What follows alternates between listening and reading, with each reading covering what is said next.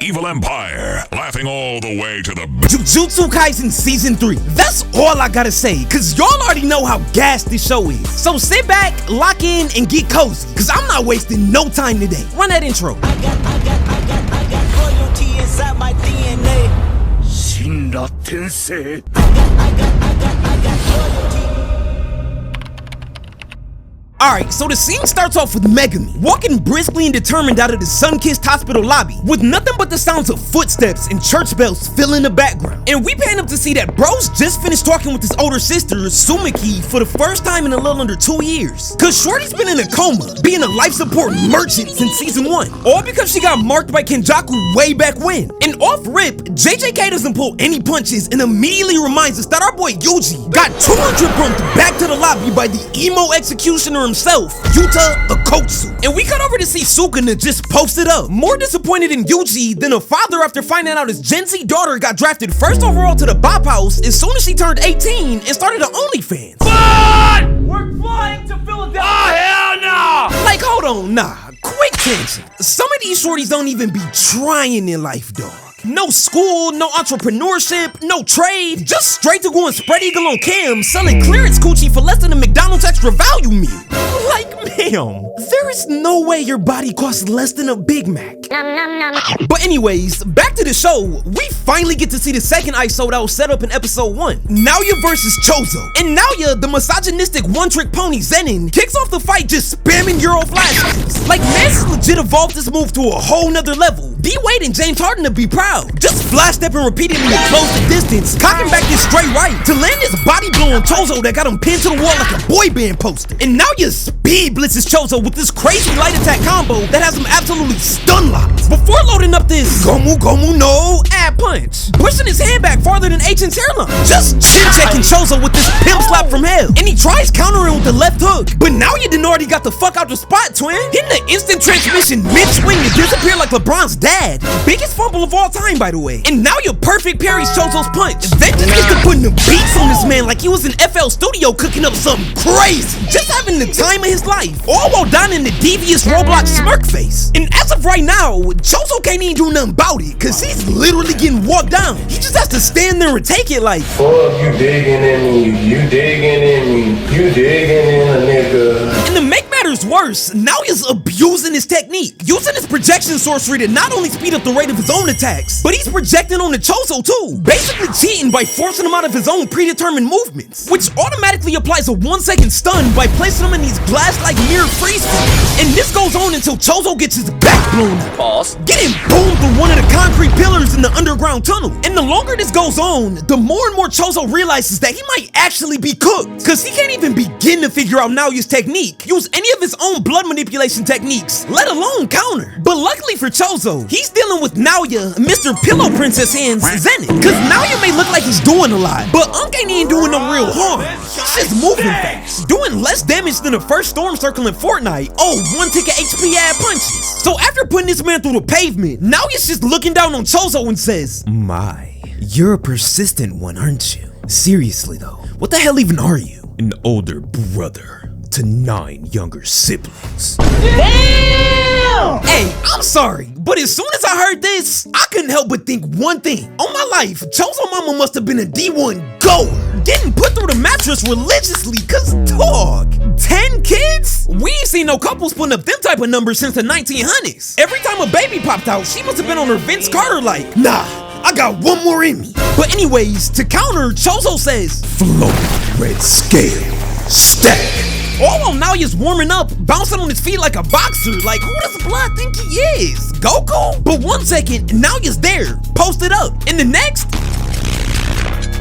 it's dead calm in the tunnel, so we see and hear nothing but quick flashes of Naoya dashing through the shadows. And Choso's just standing on business, not moving the muscle during all of this until swinging at nothing but Shaq at the free throw, straight air. But nah, Choso knows something that we don't, cause we cut to this close-up shot showing Naoya's appeared, and he barely managed to evade Choso's straight right, ducking under and hitting him with another negative 1 HP punch, and notes that Choso is starting to match his speed, cause he's elevated from his typical Ultra Instinct to Mastered Ultra Instinct, all thanks to focusing flowing red scale in his eyes just now. Cause with this technique, Choso's able to drastically boost his base physical stats, basically giving him an observation haki and Mangekyo Sharingan combo, so he can see damn near everything. Kinetic vision is on a godly level. Now you peeped and was like, oh hell nah, twin. It shows that he been posted up with them UK demons like Drewski, and immediately ups the dagger he had concealed, shanking Choso in the gut. Boy, bruv. Bit sad, isn't it? Quite a shame I had to pull out the shank on the mandem, huh?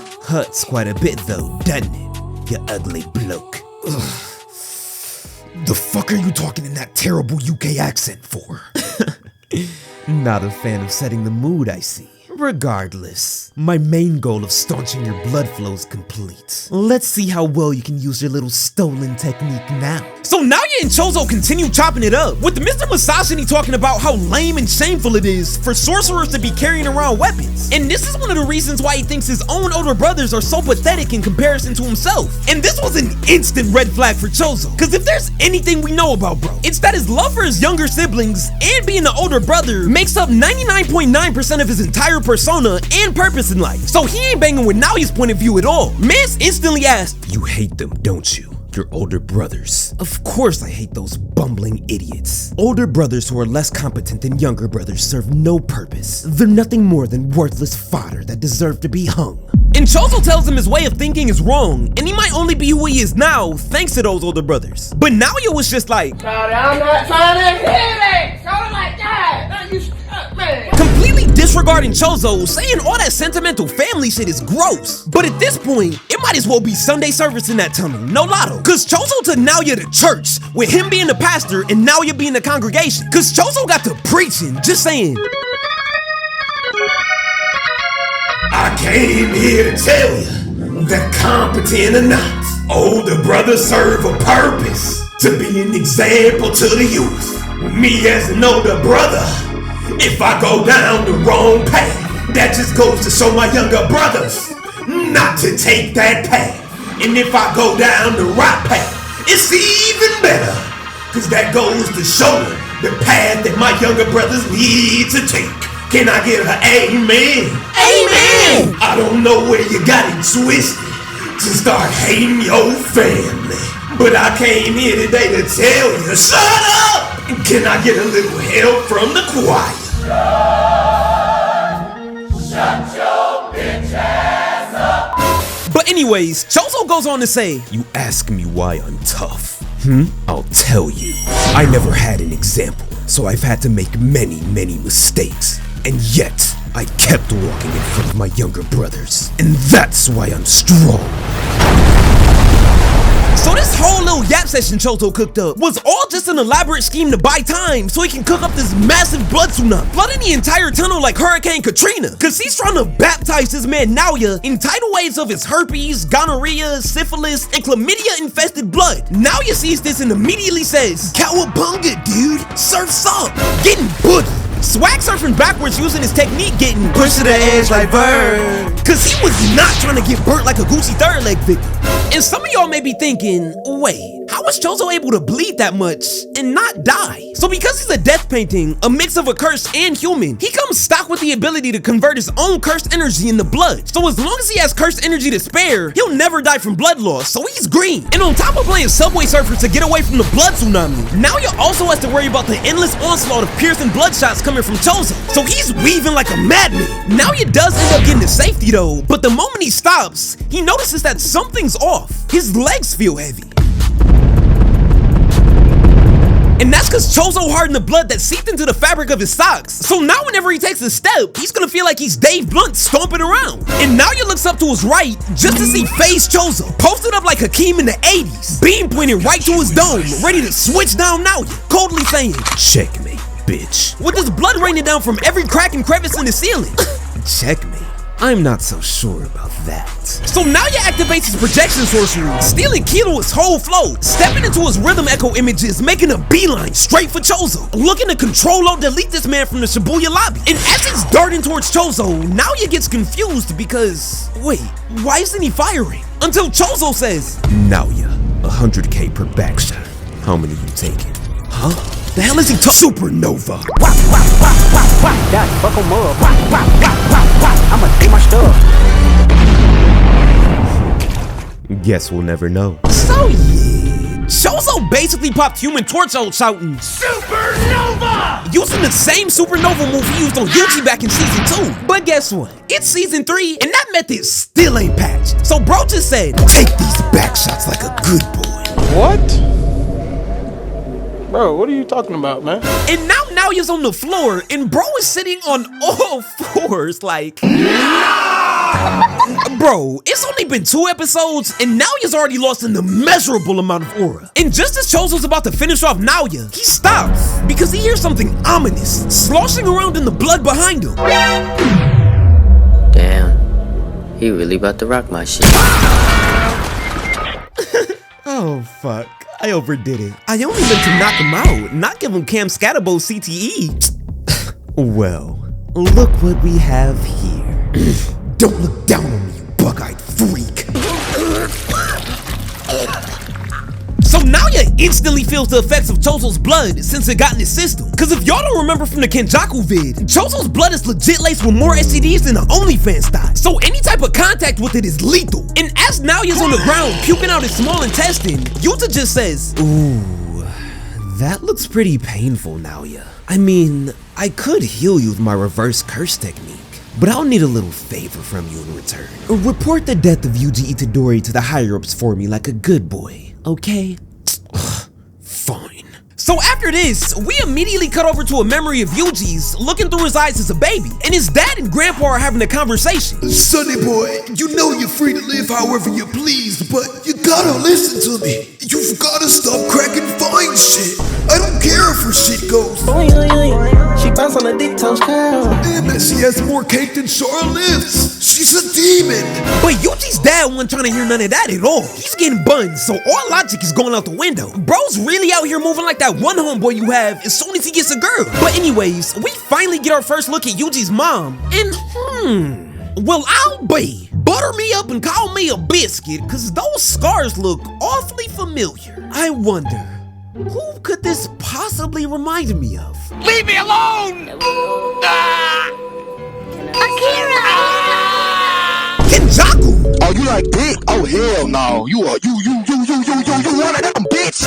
Wait, do y'all know what I just realized? So we know that Kenjaku was an active body swapper, right? So before he took over Geito's body, that means Mans possessed this lady and was willingly taking dick from Yuji's dad like a good girl. Taking straight back shots, being a pillow princess, and bouncing on it like these. Thank you, thank you, thank you, thank you, thank you. All to create Yuji. Yeah, gang. I don't know how you defend yourself on this one. You can throw out that I only did it to create the perfect vessel for Sukuna excuse all you want, either way. That's suspicious. That's weird. But hey, maybe going both ways like Travis Hunter is what Kenjaku likes. If so, more power to you, gang. But anyways, we cut over to current day Yuji to see that despite getting straight belt put on him last episode by Yuta, Yuji is alive and well.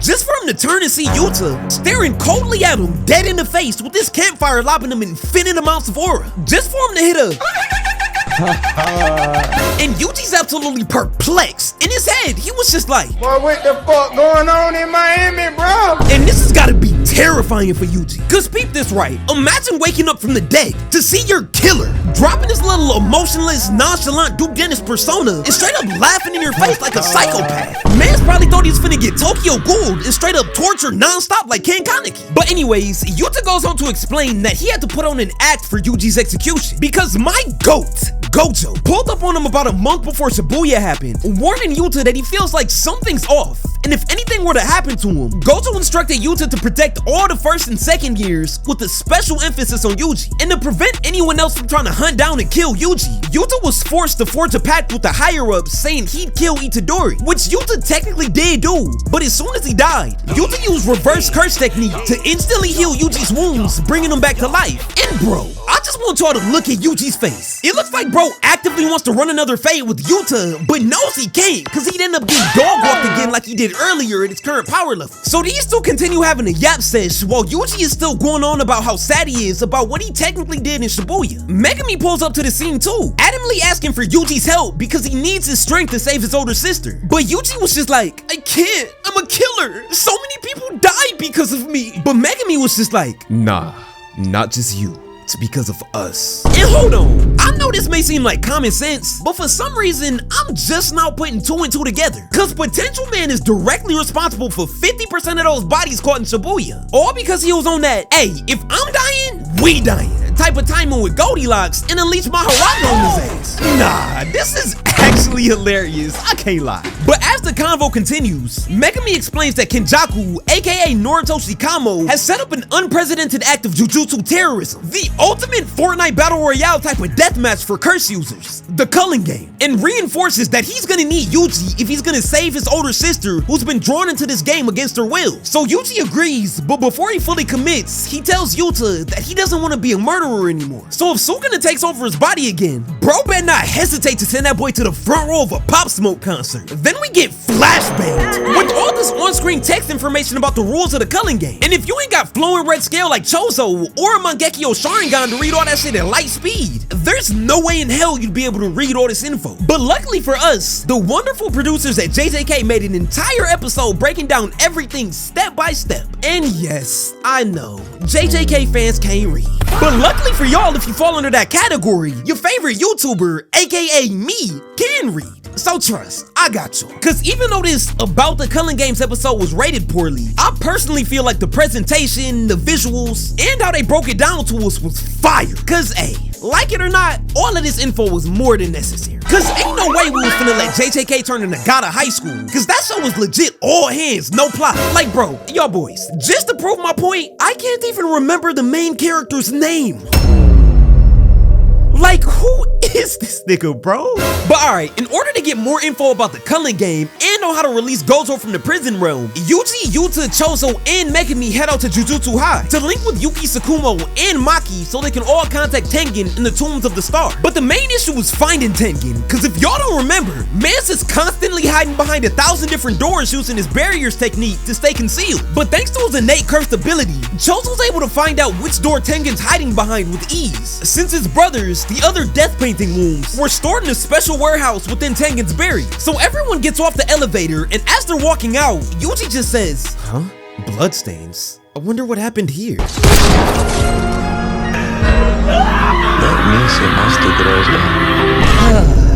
If only you knew, Yuji.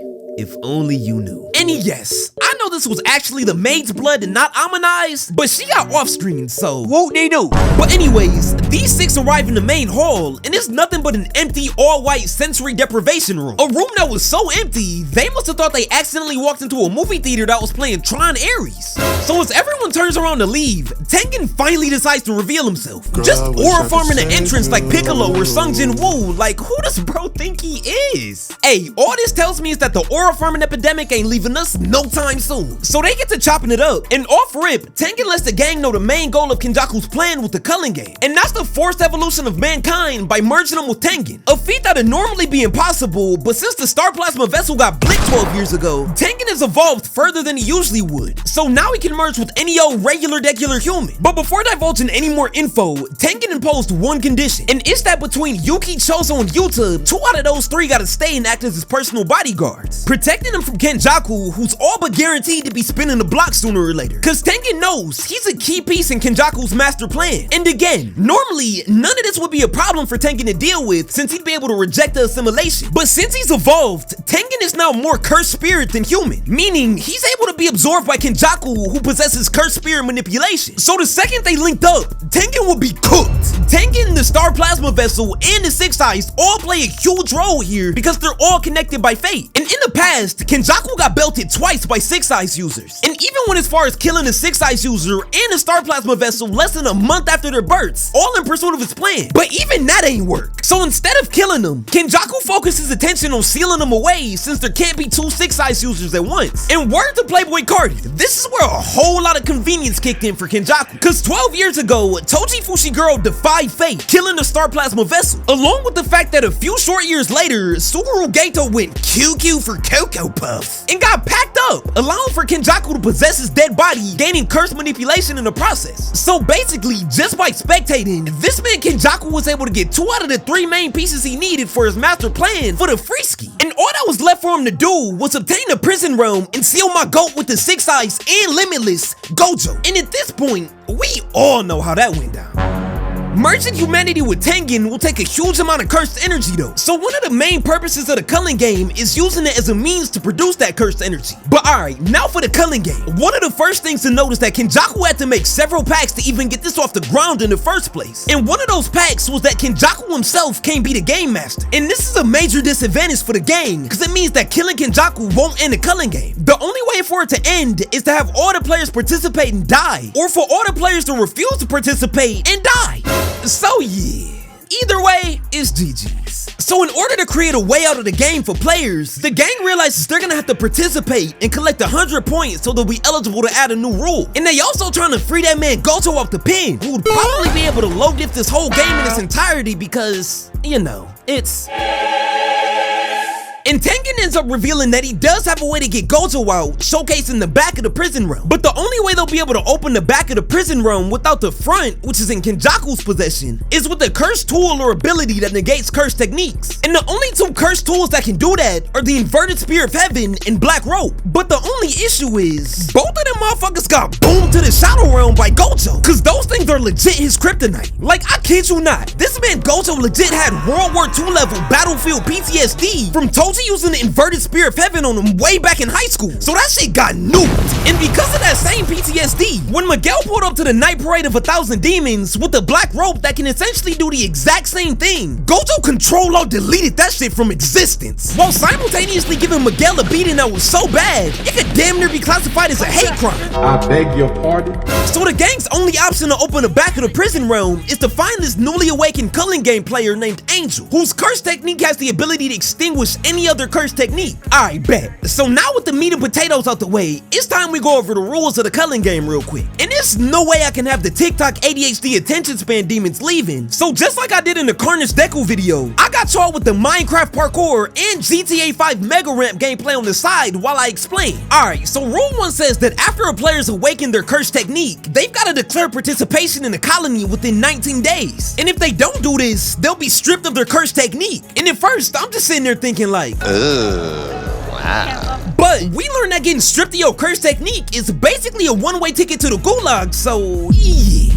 Follow rule number 1. Rule number 3 says if you enter any of the colonies, you're a player, declared or not, and you can earn points in the game by ending the lives of other players. Sorcerers and other curse users are 5 points, while non-sorcerers are 1 point. Rule 6 says that once a player earns 100 points, they can spend those points to add another rule to the game, and that rule has to be accepted by the game master as long as it doesn't impact the continuation of or have a long-lasting impact on the game. And rule 8 says that if a player decides to sit out just like Brandon Ayuk and doesn't earn at least 1 point every 19 days, they'll be killed via curse technique removal. So with that out the way, everybody in the group has their assignments. Choso and Yuki are on Tengen bodyguard duty. Yuta is headed far away to the Sendai colony to avoid clashing with the others and to get more info. Yuji and Megami are headed off to draft Takari first overall to team save Gojo. And finally, the girl, Maki Zenin, is headed to retrieve powerful cursed tools from the Zenin Forbidden Vaults. And if you know, you know. Cause now, we're all set for the events that lead into what I'm calling the Maki Massacre. And y'all boys, trust me, I'm gonna be working OT to get that vid out, cause it's absolute cinema. But hey, if you enjoyed the video, be sure to drop a like, hit that sub button for me, and turn on post notifications so you don't miss an upload. Follow me on Twitch so you can chop it up with me when I go live, and sub up to the second channel for even more new content. If you haven't already, join the Discord to stay updated on everything. All links are gonna be down in the description. And as always, I appreciate the support here on the main channel. Like, I couldn't do none of this without yours, so thank you. So,